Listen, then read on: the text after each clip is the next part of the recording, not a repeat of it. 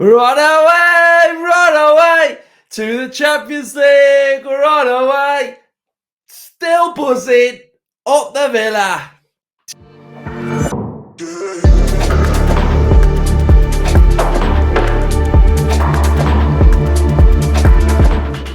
Hello and welcome back to Up the Villa podcast. This is our match preview for Crystal Palace v Aston Villa, the final game of the season. And what a season it has been for Aston Villa. If you are new around here, make sure you are subscribing to our channel. Smash a like. Let's go big again. 1,000 likes. Everybody, just smash that like button and comment your thoughts in the comment section down below.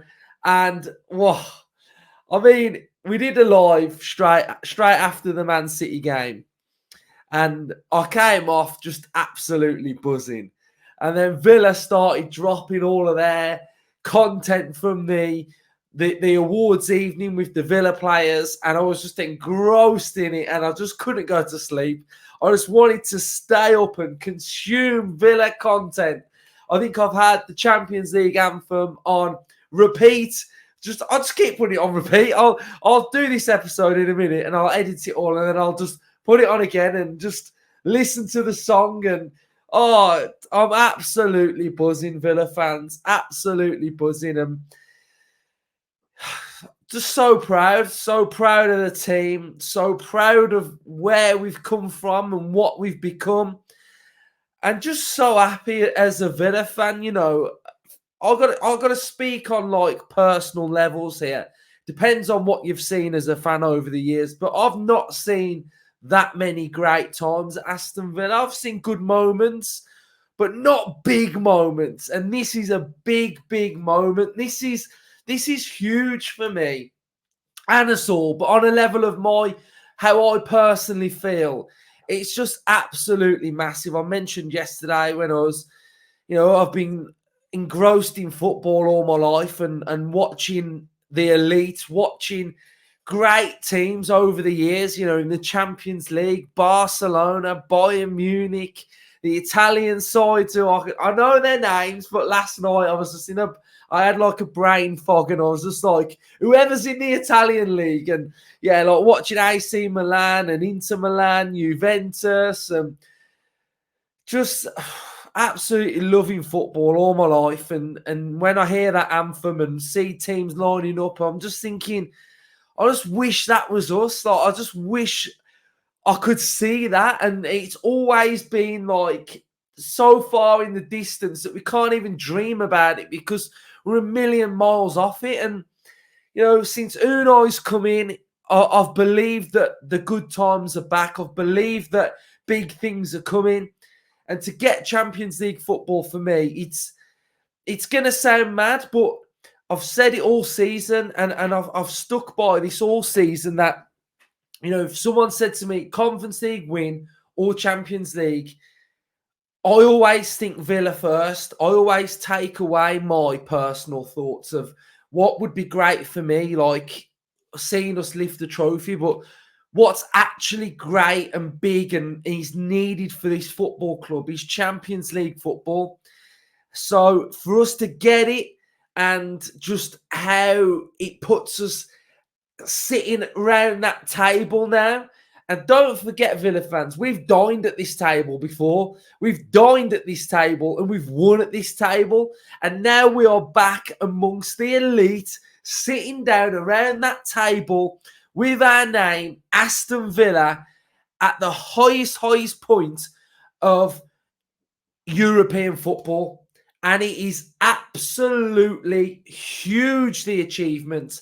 And I'm just so buzzing for it. But why is it huge? I go on all different media platforms. I listen, I watch a lot, and I hear excuses. I hear Man United, Ten Hag, a lot of injuries. Rubbish, a load of rubbish. Open your eyes and look at Aston Villa. Like, scratch beneath the surface at Aston Villa, and you'll find what we have done this season to be absolutely remarkable and mind-boggling. We've what's happened to us. And we've all said, haven't we? We've all said that this season has been the most draining season as a fan. And it has been because we've been in a good position. It brings emotional attachment to things. So it brings a sense of stress and a sense of worry that, okay, we're top four, we've been top five, we've been doing really well. We have to maintain it. So our emotional involvement this season has been through the roof because we've been pushing and striving for this team to stay there. But what's happened this season is like when we've been doing well, it's like we've had a great result and it's like, oh, Ramsey's out now for 10 weeks. We've been doing well. Kamara's now out. We've been doing well. Powell misses Christmas. We've been doing well. Tielemans is out. McGinn's suspended. So over the course of the season, we've just been slapped with these little things all the way that's just made it even more stressful because we're thinking, you know, like, why we need our players, we want to maintain it, and it has been really, really stressful. It's been the best season ever supporting Villa, but it has been the most stressful supporting Villa as well. And I think those injuries have played that massive part. And Unai Emery has said all along that we make no excuses. So when I'm hearing of all these teams that have got injuries and it's become an excuse, and they're sleeping on Villa because we've got top four, and that's all they're going to look at. But when you look at what we've missed in Mings, Buendia, Kamara, Ramsey, you know, we didn't start the season with, was it Luca Dean or it was Moreno, wasn't it? And to get where we are, it is absolutely fantastic. And I am so proud of this team. And I think a lot of these players now are in the way in which we view a lot of sort of legends as well, like John McGinn. He's a Villa legend now. McGinn is a Villa legend. He's that good. Martinez, Villa legend. I'm calling it because that's what they are. We can't sort of downplay this achievement of getting top four this season. And when I hear Emery at the awards last night, and he was saying it's hard to win the Champions League if you're not in it. And I'm just like, he wants to go far. He wants to go as far as he can in the Champions League. We're not here to make up any numbers in this Champions League. And we all know deep down in our hearts that this football club belongs sitting at that European elite table. And now we are back there. And this club, this trajectory of this club has just gone like this. And it's going to continue to go like this because the ambition of the owners, the vision of the manager, the vision of the sporting director, the vision of the fans, we're all in it together. And I'm just so happy for every single one of those Villa fans that are out there that support Aston Villa because we deserve it. And I'm just so proud. So that's my little mini little opening, and I think it's needed because it's sensational. And one thing that I loved about yesterday and Villa getting top four is that the fans and the players were able to be in this room. Look at Unai Emery and Monchi's face here. Absolutely loving it. This was the moment that we found out that we got into the top four. And you can just see the happiness, the joy in that man's face right there. And he's absolutely unbelievable. We've got more scenes here. We've got Emery cheering, Monchi. And Vidagani's there as well. McPhee's there. And we've got the players as well. Buendia, Martinez, Luis. Absolutely fantastic. And what an achievement. Here we go. Bailey, love it. Love it. Yeah, so good. I'm just filled with like pride and joy and just a love for this team. It's absolutely remarkable. Kashi, what's he on there? Is he on the Desperados or the Soul? That's probably what's he on? He's on Sol, isn't he? That's another one. Here's another one. Luca Dean, Chambers. What a legend, Chambers. Carlos in his little three-piece. And there we go, soaking the main man. And yeah, concert cash. He ain't put that drink down, has he? But yeah, McGinn. Oh yeah, Rogers. The kid was in the Championship 4 months ago, and now he's in the Champions League.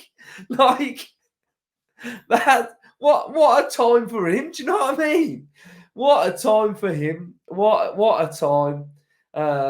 Absolutely love it. Mings, love it. Great scenes. Absolutely great scenes. So proud. So in love with them, man. Absolutely love them. And yeah, fantastic stuff. But we got one game to go. So let's get our game head on. Let's get our game face on. We've still got a job to do here. Still got a job to do on Up the Villa podcast. We've still got to bring you match preview, predicted lineup. We're going to do press conference reaction. We've got the opposition preview. We will have the watch party on Sunday where we're going to be watching the game together. We're going to be having a party. The beers are going to be out. And we're just going to enjoy the game, enjoy the celebrations of getting in the top 4. And then we'll have the season review next week as well. So we've got a 4 weeks worth of content coming your way, as always. So, yeah, really looking forward for the week ahead now, content-wise. So, what looked on paper a very, very daunting game. I'm not going to lie, if there was something riding on this game, I would be absolutely bricking it. But thankfully, there's not. So Robinson's got his feet up while he talks about Crystal Palace right now. So, yeah, that trepidation of Palace, I don't care no more. But, yeah, Crystal Palace, Villa. Big opportunity for Villa to get over 70 points this season, which would be huge. Big opportunity for Ollie Watkins to get his 20th goal. I think those, especially Watkins getting 20 goals, I would really like to see that happen. I think he deserves it. I think that would be massive. But Crystal Palace, let's go. Oliver Glasner era. Mr. Canada Goose on the touchline has done a really good job. He's done a really good job so far. He's coming from Hodgson, who a manager that some of you guys will know I really respect for what he's done for football. And he's really got him attacking well. He's got him playing well. There's a pragmatic element to it. But I think the problem for Palace this season is they haven't really had Eze and Elise fit. And now they're fit and firing. You're starting to see what they're capable of. They've got some really good players. Really like that new midfielder that they've got in the middle. I think their defenders are really good. I've always thought, whenever I've watched Mateta, I've always thought that there's something there. Like, he could be doing a little bit better. And now he is. Now he's firing. Eze and Elise, 2 unbelievably talented players. And I think they are doing really, really well. And I think for Palace, you know, I listened to Talk Sport and Simon Jordan, and the question gets asked quite a lot about Palace. Like, what are they? What should they be aiming for? And the answer's always that they're just Palace and that they should be happy that they're in the Premier League. But I don't think any team that has been in the Premier League for a sustained period of time should just be thinking about survival. I think you should always be wanting to strive for that little bit more. So I think Palace as a club should be trying to strive to get top 10 or push themselves as much as they can. So I think fair play to Palace. I think the manager's good. I think he's going to get them playing well. The big stumbling block for Palace is going to be who stays and who goes. I imagine, and I would think that both of Eze and Elise will leave in the summer. I think they have been there for quite a while now. And I think as players, we know it as Villa fans that, you know, if your club's not going in the right direction, somebody's always going to come and snap off your players. And I think Eze and Elise now are at a calibre where they're really, really good. And I rate them both very, very highly. So it'll be interesting if they both go. Guay, really, really good player. Anderson, a very, very good defender as well. So they've got some really good players across the whole of that team. And if they can keep them, then next season I'll be like, they've got a real good chance. So, I have been impressed with them. So it's going to be a difficult game for Aston Villa. But from a Villa point of view, I think they're going to be hungover today. So it's how they're going to recover. And I think we've just got to go out there and obviously be really professional. Unai Emery will set them up in the same way. They'll have the same meetings. They'll have the same intensity to go out and get something, or the victory or the draw, whatever we may get in this game. So I think from that side of things, we're going to be very driven to do well in this game. But on the other hand, I think there will be periods of this game where certain players get rewarded by getting some minutes, i.e. John Duran. Like I said it after the game against Liverpool, at that point and those goals will, in the long term, be absolutely huge for Aston Villa. And they were, they put us 5 points clear of Spurs. So I think Duran deserves some minutes. I think you might see Kellyman come on and get some minutes as well, like 20 minutes, 30 minutes in that game as well. So, there's players that I think might get minutes. Maybe Bailey might get rested as well because of all that strapping he's had on. Longley might play. So I think there's going to be rotation from a Villa point of view. But I think the intensity to try and win and try and get the victory, it's going to be there from a Villa point of view anyway. So let's have a little look then at the tail of the game and the stats, like what we normally do on the match preview. So head-to-head Premier League era, we have played 23 times. We've got 6 draws. We've got 2 away wins. They've got 7 home wins. We've got 7 home wins, and they've got 1 away win. So we've got 9 wins in total, and they've got 8. Recent meetings, we've got the 3-1 at Villa Park in September. That was the John Duran goal, wasn't it? Yeah, the John Duran volley. We've got a 1-0, 3-1 loss, a 1-1, and a 2-1 victory. So in our recent performances, we've done quite well against them. Form guide, they're absolutely smashing it, aren't they? Look at that. They've got wins against West Ham, Newcastle, draw against Fulham, United, where they were absolutely sensational, and then a great win against Wolves. Villa's form, it's not too bad, is it? 2 wins, 2 draws, and a loss. That's not bad at all. This season, Villa are 4th, 20 wins, 8 draws, 9 defeats, averaging 2.05 goals per game. We're conceding 1.5, 8 clean sheets, chances per match 2.11. Biggest win for Villa was the 6-1. Biggest loss was the 5-1. Bit difficult to show the Palace style comparison because they've had 2 managers and now their form has gone through the roof. So, they're in that fast and direct category, and Aston Villa are in the slow and intricate. Aston Villa, you can see the blue is where Villa predominantly have most of the ball against the opposition. The grey are contested, and the red is where the opposition have most of the ball. So those contested areas are quite good for Villa because it means that on a given game, we might be winning that area. On another day, we might be losing that area. And this is where the opposition are having most of the ball against Crystal Palace in that red area. We've got the goals for Aston Villa. We've got 54 goals. We have got 14 set-piece goals. Crystal Palace have got 42 and only 5 set-piece goals. Goals against, we've got 35 goals conceded from open play and 16 from set-pieces. Palace have conceded 43 and they have conceded 10 from set-pieces.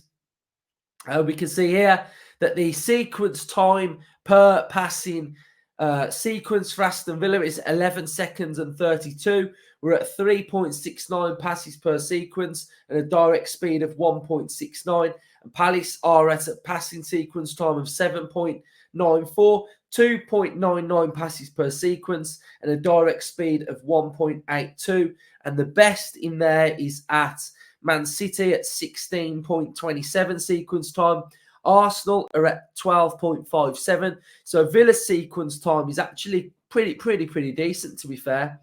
So those are all our little stats for this episode. If we have a little look then, I'm just going to show you a bit about Palace, a few more things about Palace. We'll have a look at their home form. So their home form, they are 15th in the table. Their away form, they are 10th in the table. They've scored 52 goals this season, conceded 58. Attacking wise, goals per game, 1.4 there, although the Premier League said it was at 1.5. 20 left-footed goals, 27 right-footed goals. Passing, they're averaging 41% passing accuracy per game. Possession, 78.8% accuracy per game, 87% in their own half, 68.4% in the opposition half.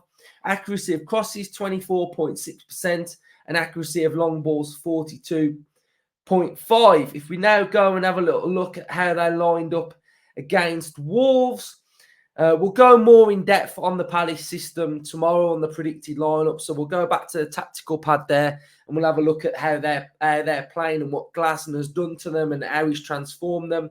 But in essence, it's a 3 at the back, 5 at the back with 2 in midfield, a 2 in front, and then you've got Mateta up top as well. Eze and Elise absolutely on fire at the minute. Let's have a look at Elise's stats for the season. Let's have a look at his stats then. So this season he's got 10 goals and he has got 5 assists, and he's only played 18 games. So those numbers are really high for a player that's not really played that many minutes. Eze, I imagine he's played more. He's played 26 games, started 23, scored 9 goals, and he's got 3 assists. So both of those players, very good. Really rate both of them. And yeah, buzzing. Still buzzing. Up the Villa. What a season. So yeah, thoughts. We'll do score predictions later on in the week. We'll do score predictions later on in the week, and as we get more into it. But if you are new around here, make sure you are subscribing. Make sure you are smashing that like. I want 1,000 likes on this episode, and comment your thoughts in the comment section down below. Up the Villa. Up the Villa, man. And I also keep thinking, if any of you out there have got like teenager kids or kids that are like, I don't know, what age could we say? Like 6, 7, 8, 9, 10 that are loving football, 11, 12, wherever old they are, and you know they love the Villa and what a time for them. What a time for them to be like going to be watching their team against like the elite. So if any kids out there that like, you know, are watching and watch the Villa, and fair play to you, because cherish this, because the good times are here. So up the Villa, everyone, and I'll speak to you all tomorrow.